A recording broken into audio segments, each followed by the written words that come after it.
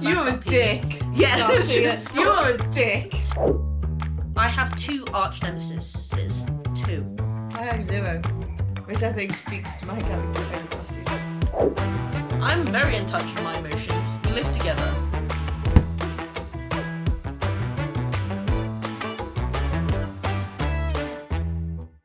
Personality types. Are they a pseudoscience or are they a good way of navigating social interactions? I'm Izzy. And I'm Garcia. And welcome to Informally Informed. Okay, so when I've been talking to people that... What people, Izzy? Who are these people that you're talking to? Tell me, so I All can the ask them people. if they're sane. all the people about the fact that we're going to be doing this episode. Okay. A lot of people were like, oh, you're going to be doing the 16 personality types. I think going through 16 personalities is a little bit too much for half our episode. The Myers-Briggs is great, but I mean, we've done it. But we're not going to talk about it in great detail. But again, so what we've decided to do is split it down into 4 main personality types, and from each of those 4, there's 4 more that fit into like the Myers-Briggs. And one of the good ways of splitting them down is via colour. So I'm just going to explain briefly the 4 main personality types. And you've got yellow, red, blue and green. 2 of them are extroverted, 2 of them are introverted. So the extroverted ones, you got the yellows. They're the showmen, the Donald Trumps of the world, if you will. It's too soon. It's too soon. You can gloat, Not too soon. but I'm not going there. Go on. They we've all known yellows. They're the life and soul of the party. They like to tell good stories. I'm sure we've all had a situation where somebody's told this really extravagant, wonderful story about something that happened to them and you're sat there going, I'm not 100% sure that happened quite like that. They're the yellows. They like to, sometimes they're a little bit... They embellish the truth. Flamboyant. They embellish the truth. Flamboyant. The other extroverted personality type is the reds. They are, again, they tend to be quite charismatic, tend to be quite driven, normally risk takers, can come across as quite rude because they're very honest. They tend to be very honest and they tend to rush into things and be quite decisive. When it comes to the introverted personality types, you've got blue. They are the logical people. They like to talk by way of statistics. They like to be very detail orientated. Can mean they get stuck in analysis paralysis because they like to think over everything before making a decision, which can quite often lead to inaction. And then the final personality type, another introverted one, is the greens. Now they tend to be very nurturing, very caring, the nurses of the world, if you will. However, they tend to be quite averse to conflict, which basically means they can be quite dishonest, because if you ask somebody who knows a question, they tend to answer how they think what you want to hear as opposed to what the actual truth is. Yep. I'm a red with a bit of blue. Most people are 2 as well. It's very rare to be 1. It's very rare to be 3. Most are a mixture. So I'm red with a little bit of blue. And Garcia? I'm blue with a little bit of red. Now, when Izzy was talking about the red, and the first thing she said was charismatic, I immediately thought, not you. You've got the charisma of a That's raging odd, gorilla. Because So I you was told like- me multiple times about my charisma, Garcia. I probably mentioned it in passing as a slight, less as a something that you should be pleased with. But you're right. I mean, I guess these are millions of people you've asked. Your friends, she only has me. I don't know what she's talking about. I've told you that you're charismatic. So whatever lies they tell you. No, but not many people tell me I'm charismatic, apart from you. And That I one didn't time mention was a slight- charisma. Slight That's on your what I read. character. I read it on the internet. I wasn't saying that I'm charismatic. I was looking up the red personalities. That's what the internet told me. I will and that's say- what Surrounded by Idiots, the book that we The read. book. Thomas Ericksons wrote Surrounded by Idiots, and that Very good. goes where we get We the read Thomas- it and then we decided we were going to do this. Yes, we did. Basically.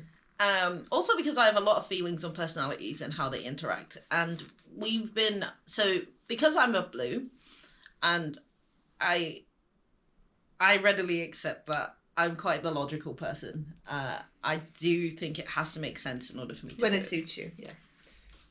My logic is sound, you little arsehole. My logic is sound. I do think that, like, we were talking about this just before we started filming. We were saying that, like, I was saying that, like, now that I'm dating someone, yeah, I know, someone's dating me. Don't worry, I was just as shocked as she was. Ha ha ha, ha ha ha, ha. Anyway, now that I'm dating someone who's got a similar personality to me, I've actually found it easier in terms of communication and our interactions. Now, I'm talking about generally, like, I have a job. I know, it's surprising, but I do. I'm employed by someone, and I look at this and I think of all the people that I work with and their natures, their caring natures, and how much we sometimes I struggle a lot to interact with them, just because they're greens, and I look at them and I just think, I know that what you're saying is just what you think I want you to say, but you don't mean it. You're supposed to be reliable, calm, and considerate. But I find that to be such a disgusting sort of explanation for them, because I think being considerate to people is telling them the truth. Yeah, do you know what agree. I mean? Yeah. Excuse me. So, I got the example that I always use, because again I had this conversation in work the other week, because a lot of people were quite interested in the fact that we were going to be doing this on personality types. And the way I look at it, like, if somebody said to me, do you think I've put on too much weight? Do you think I'm fat? Do you think I need to lose some weight? I'd be like, yeah. You do. You need to lose some weight. Yeah. Remember that time when you put on a load of weight and then we fat shamed you into losing it? I do remember that. I obviously gave consent for this. It was consensual fat shaming. But the point is, if you're just going to tell somebody that what they want to hear, you're not actually helping that person. No. But in their mind, oh, I don't want to hurt their feelings. But in the long run, their feelings are going to be more hurt by you lying, because that's going to affect not just their health and their weight, but their self-confidence and all these other things that go along with it. But upon doing my research... And do you know what? Right, I'm on a rant now. I find it to be quite a selfish way of looking at the world, because you don't care about that other person. You care about yourself. You care about what makes you feel more comfortable in that moment. Mm-hmm. You don't care, oh, I might upset this other person. You care about how it's going to make you feel. Yeah, and I think this is why I couldn't be necessarily friends with a green, for the simple fact, or yellows really, for the simple fact that I don't think they'd be honest with me, and I think that's a prerequisite for any friendship, because I think friendships are supposed to help you grow, and this is where I think the issue with the personalities come in, because in actuality you tend to attract people that have similar personalities with you, unless you meet them in a setting that's outside of your usual work. Yeah, because work isn't your life, and if you live at work, you've got problems, and you need to go see someone. But I honestly feel like if you meet them in social situations, ask the question, would you actually be friends with them? Because otherwise it's just an interaction. Yeah. Pretty much everybody that we know, with the odd exception here and there, are reds and blues. Yes, because you are what you eat. Okay. I'm joking, we don't eat our friends. That took a turn. Sorry? That took a turn. Okay, so the next question, I suppose, would be, does it take all four? Because you need greens in the world. Yes, it does. I would argue that you need yellows in the world. I know you have strong feelings about the yellows. Yes, you do need all four. But should you really? And I guess that's my question. Should you really? Because as a blue / little bits of red, I can't stand the yellows and the greens. I can't stand the yellows and the greens. But when I think of, like, Trump, for example, who's a yellow, I just think, what value does he actually add? I mean, I won't ask that to millions of Americans who just recently voted him in. But what... Well done, America. Screw you. To you. You and the fucking horse you rode in on. Fuck you. You know what you did. Anyway, I feel honestly that, like, we need them, sure, but we shouldn't need to. need them. Go and entertain yourself with a book. You don't need entertainers. Go and entertain yourself with a book. Garcia, What? are you talking about the greens and the yellows? Together as one. Because the greens in one are shit show. The greens are important because they're the healthcare professionals.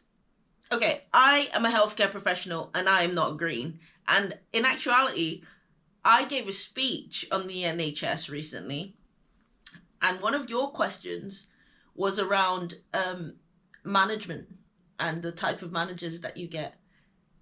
Are those quote unquote caring individuals going to be good managers? No, because they tell you what you want to hear. They don't tell you the truth. And I feel like that's an issue. That's an issue going forward. Because I thought of this when we were talking about it, the type of people that are put into these management situations. The fact is, these reds and yellows quite often cannot cope with being in those situations. What now, Izzy?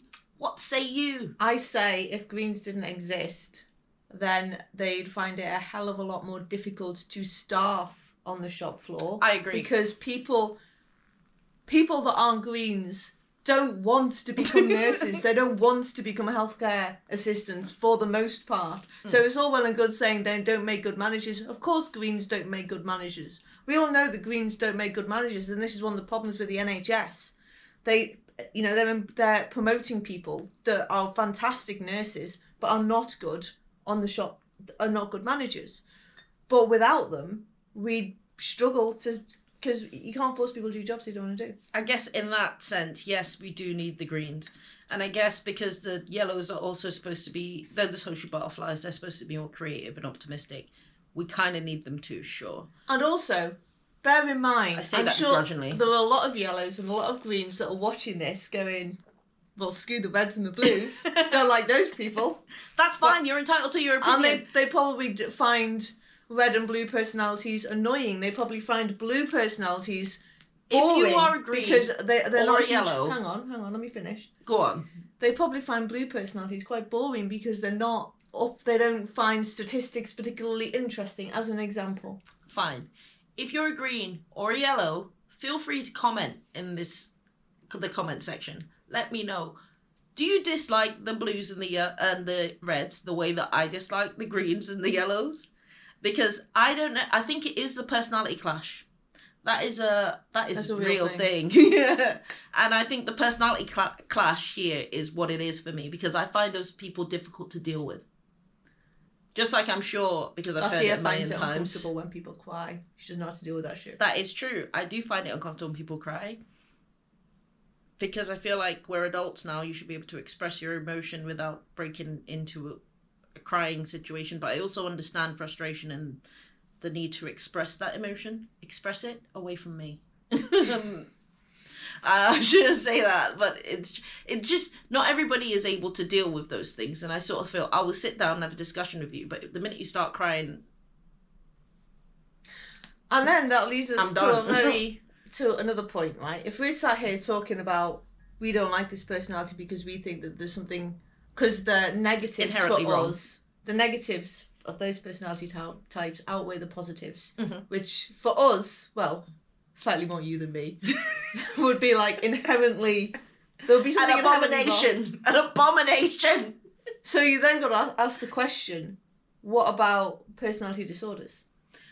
Yes. Because it's an interesting one, right? Because your personality is your personality. And if you're just an evil bastard, then surely there are some people that are just evil bastards. So how should we really be pathologizing somebody's personality? I mean, and it all depends on what you put in because schizophrenia is a type of personality disorder. Schizophrenic personality disorder, right? No. Isn't it? No. Or is it schizoid? Schizoid. There is a schizoid personality disorder. And that includes hearing voices.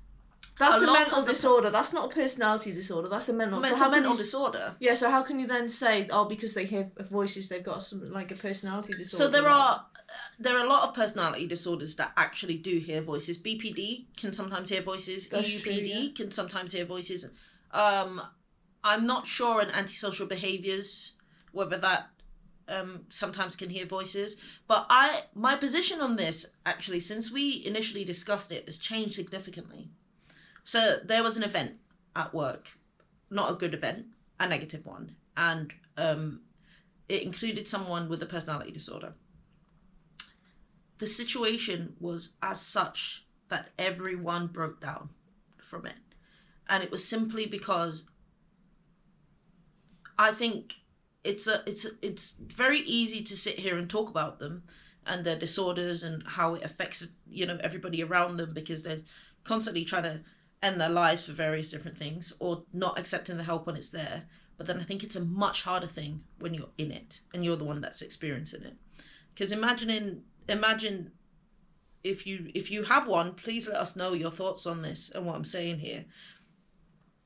But I often question, by what metric is it that we are measuring personality disorders? What are we measuring the personalities against? Because you could just be a regular person and still hear voices. You could be a regular person, not have a mental disorder, and still be suicidal. Are we dubbing all of those people as personality disordered? And so when we talk about over-pathologizing these things, I agree. But then I also think, what's the alternative? Because it's not like they don't need help. They definitely need help. But how do we best deal with this stuff? It doesn't work in a mental health setting. Do you think it's just labelled wrong? Do you not think we should just be labelling them mental disorders? I agree. I think it's labelled wrong, because I also think that the personality disorder has a stigma. It has a stigma attached to it because of the behaviours exhibited and the amount of people it draws in. And it also gives the impression that there's no way to fix that person, because how can you fix somebody's personality? You can't medicate a personality. You just can't. And I don't think that's good for the individual that's being diagnosed with personality disorder, if they think, oh, there's no hope. And then quite often that diagnosis of personality disorder can lead to these further instances of self-harm and suicidal ideation, all the rest of it. Because that's a label that they're slapped with then for the rest of their life.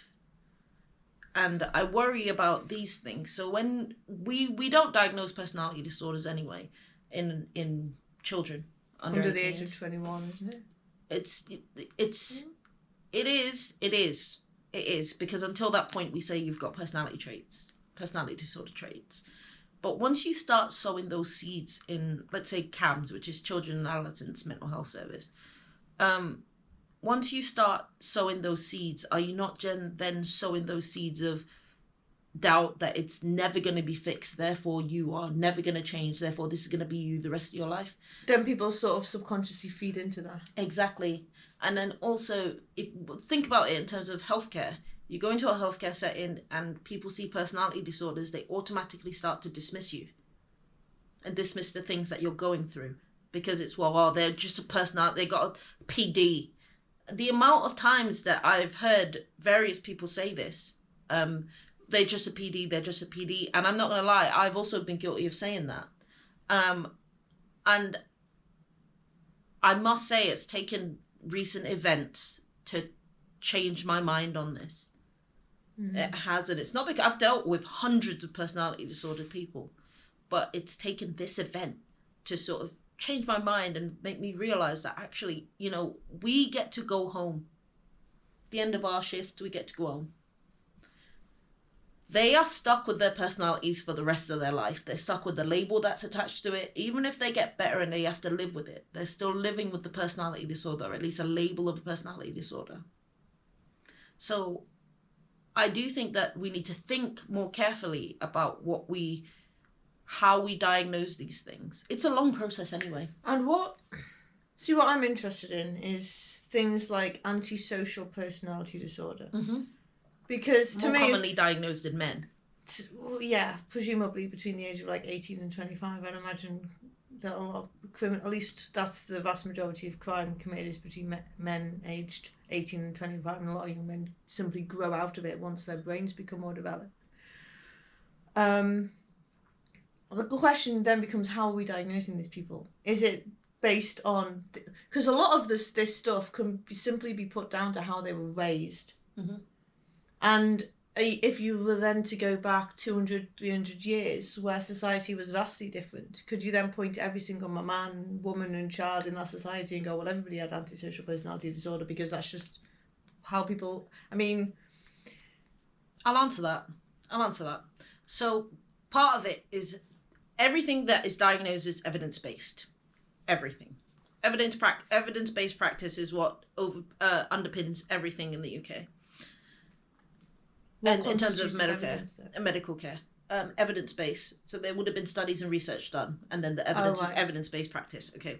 Part of that, though, is the understanding that we are now in an age where it's not like it was, like, say 200-300 years ago. If you were unhappy or your family was doing something and you disappeared off to another side of the country, nobody would know you because people don't travel like that.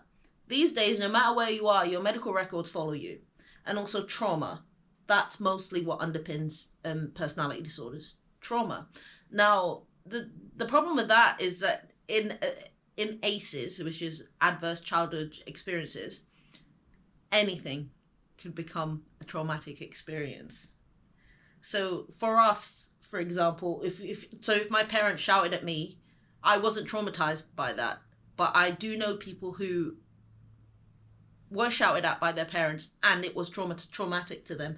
Or maybe that's not a good example. People that were smacked, beaten up by their parents, but it was kept under wraps. They develop into these personality disordered people. Well, that's child abuse. Yeah, ACEs. That's adverse childhood. Yeah, but there's loads of different. Just because it might not be a big smack enough for the government to get involved or CPS or anything like that, Child Protective Services, but it might just be enough that would change their outlook on life, as opposed to, do you know what I mean? So think of a significant event in your life, like a significant childhood event. Now imagine if that had gone wrong. So you have no happy memories in which to go back to because your childhood life was so traumatic to you. Or people even though somebody else goes through the same thing and is fine. Of course, but even though they probably won't even be thinking about it at all. The next day they'll have completely forgotten about it. That's some people though, but some people that's all they have. So for example, if you've got, like, let's say a blue person, which is like myself, I overthink a lot. You know this because you're the one that gets the random phone calls of, have we, Indeed. should we? So, you know, I overthink a lot. Now imagine if something bad happens to me and I have to deal with that. It replays in my mind all the time because I'm overthinking it and I'm thinking of how better I could have done in that situation.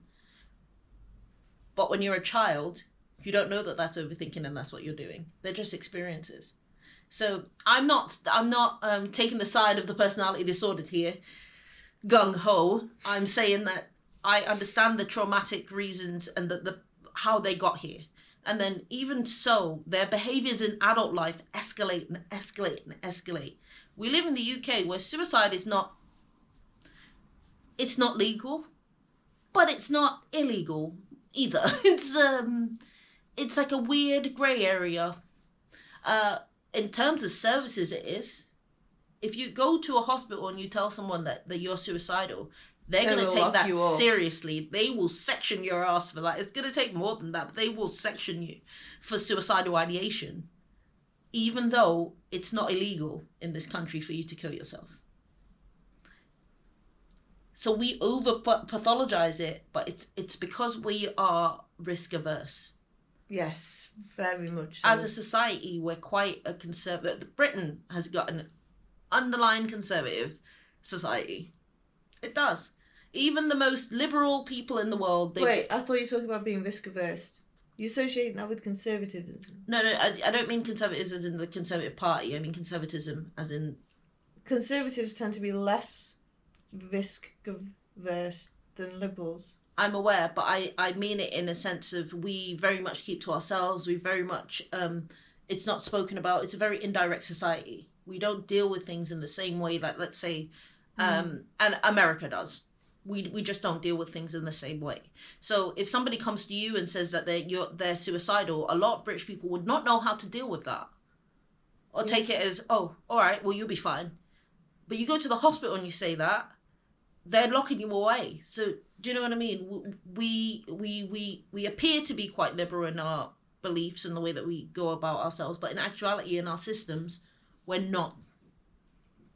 We're not. Yeah. Fair. Especially in health, when it comes to things like personality disorders.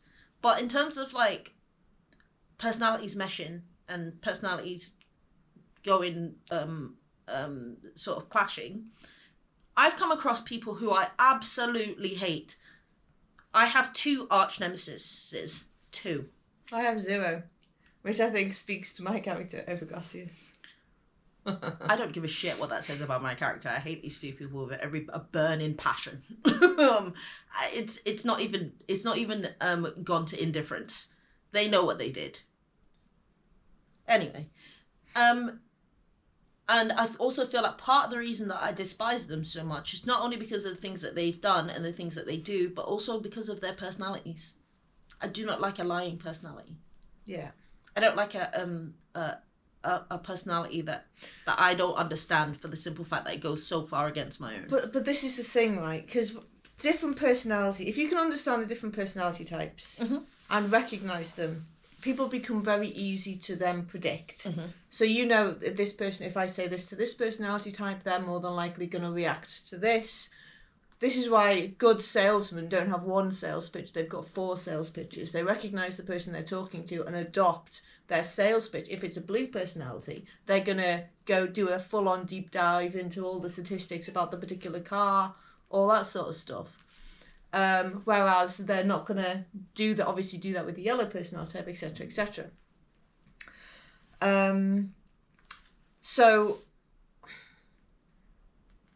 But because different personalities value different things, you then have to look in terms of how other personalities are viewed by different personality types.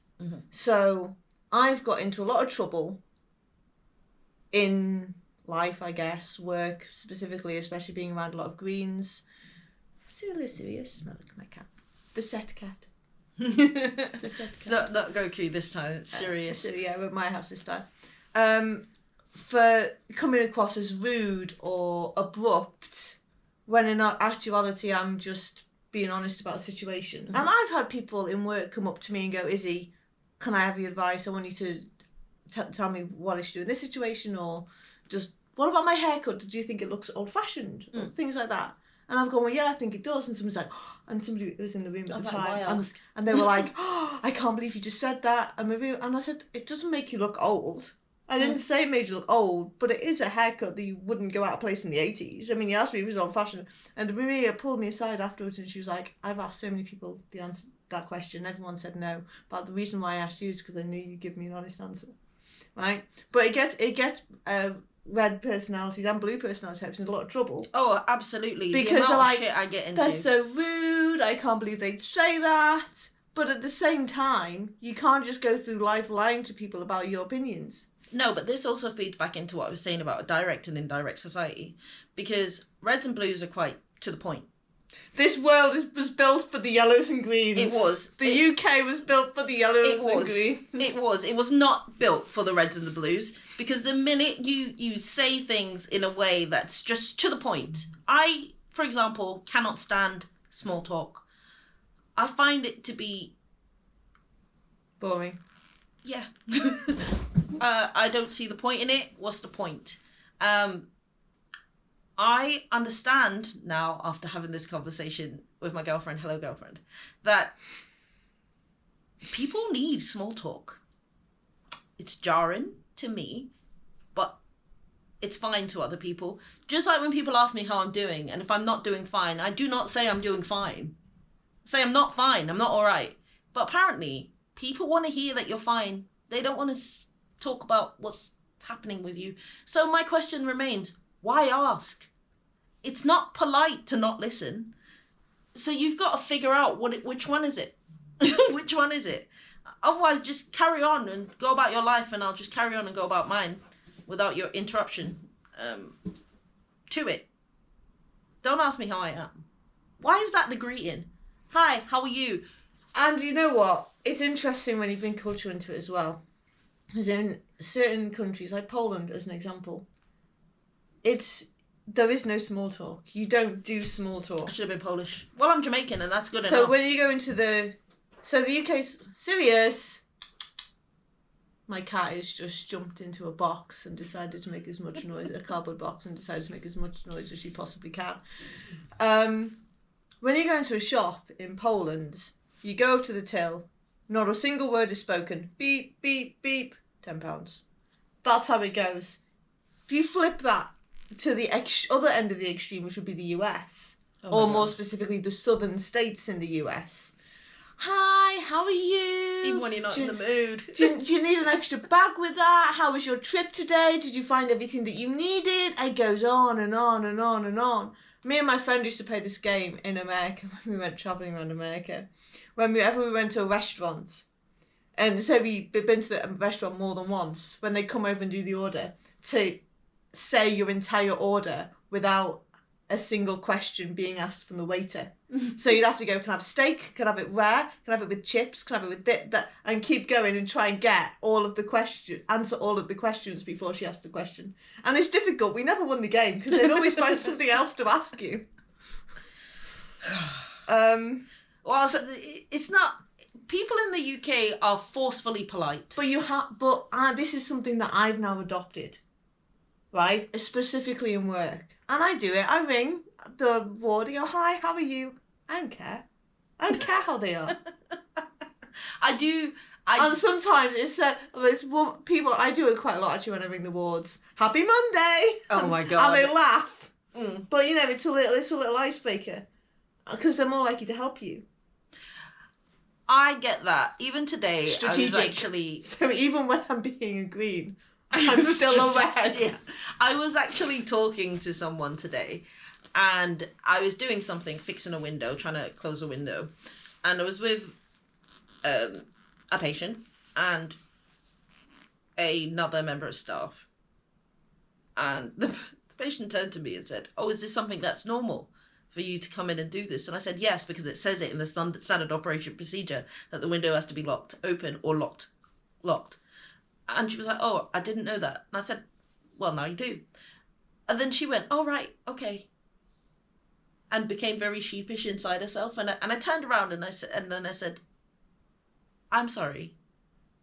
Would you like me to explain further what it is so that you can further understand it?" And she was like, "No, no, it's fine." And I thought, I've literally gotten her back You're up a here. dick. Yeah. You're a dick. But I wasn't being a dick. I was just answering a question that was asked to me. Smooth. Like, yeah, but why is it acceptable? This is the problem. This is the problem in today's society, right? I can't. Because Today's society is killing me. to quote Ben Shapiro, Oh, facts don't fuck care about Ben your Shapiro. feelings. Facts don't care about your feelings. They And we live in don't. a society that is too much focused on feelings. Yes, and so if you don't pander to other people's feelings, then you're emotionless or you're not in touch with yours. I'm very in touch with my emotions. We live together. I'm just not. They're not for every single aspect of my life. There's a time and place for everything. Isn't that a quote from the Bible? A time and place for everything. And I just don't feel like in a professional setting there is space for your feelings. But I also understand that I work around other people. I do not work by myself. So there's always going to be feelings Look, involved. at the end of the day, And I'm in the business of care. So at the end of the day, we shouldn't be changing society in order to fit our personalities. It is the way that it is. no, we should, because society's already been run for the last 300 and odd years on the greens and the yellows. It's our turn now. I've had enough. We need... Do you know what? Isn't Donald Trump president now? New World Order. New World Order. That's what we need. New World Order, in which the greens and the yellows are at the bottom of society, and the blues and the reds are at the top. Well, actually, that's pretty already the much order. the order. That's already the order. That is the order. I said it out loud But and I thought about it. And I was like, wait, that's the order. That is the order. Yeah. But we don't live at the top. We no. live in amongst the common amongst folk. the plebs. No, I'm joking. The common folk. Yeah. And especially, and again, this might not necessarily be the case in corporate environments. If you work in a corporate environment, let us know if things are different. But in a healthcare profession, which is what we both work in, they are predominantly yellow and green. So it is going to get us into trouble a lot more. Mm-hmm. We're in the business of care. They like the softy, there, pat on the head approach. I ain't pink and fluffy. But as I always say, we're still in a business. And in order for a business to run, there has to be analytical minds there. In order for services to improve, there has to be analytical minds there. So I guess in relation to your previous question, does it take all four to make the world go round? Fine. I concede defeat on that. Fine. But I do so begrudgingly. And the other topic we haven't talked about, which I don't know whether it's even relevant, but it's interesting. Psychopaths. Am I right? God, yes. Because apparently psychopathy is overrepresented in red personalities. That is true. I read this in a book recently. Yes. I know it because you read it in a book. Yeah, you read it in a book told recently. Me. Yeah. Yes, that is true. And that's not surprising. That doesn't surprise me, actually. White collar crime is overly in the blue category. Again, that doesn't surprise me. Really? It surprised me, but then I look at myself and I'm like, actually, no, it doesn't surprise me because it has to be thought out and planned. Yeah, exactly. That's it. It has to be thought out and planned. And the Reds, ambitious and crazy. The death count.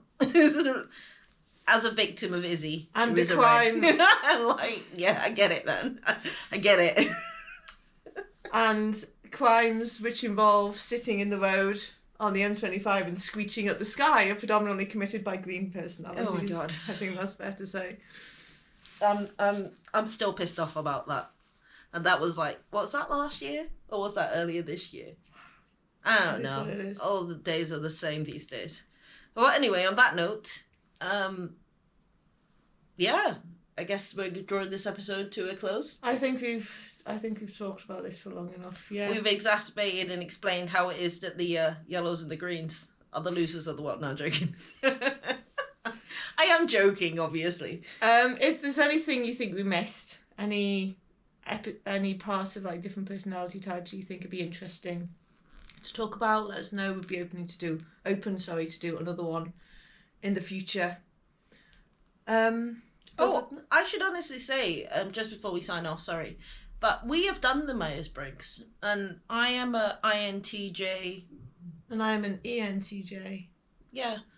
I'd be interested to know what you guys' ones are. Go to 16 personalities, do it, and post your personality type. We'll see if you're one of us or one of them. Join us next week on Informally Informed, where we will be, we'll be here. So, a topic to be confirmed. See you later, guys. Let us know if you agree or disagree with any of our views. That's the point of the conversation. Join in. Don't forget to like, subscribe, and hit that notification bell.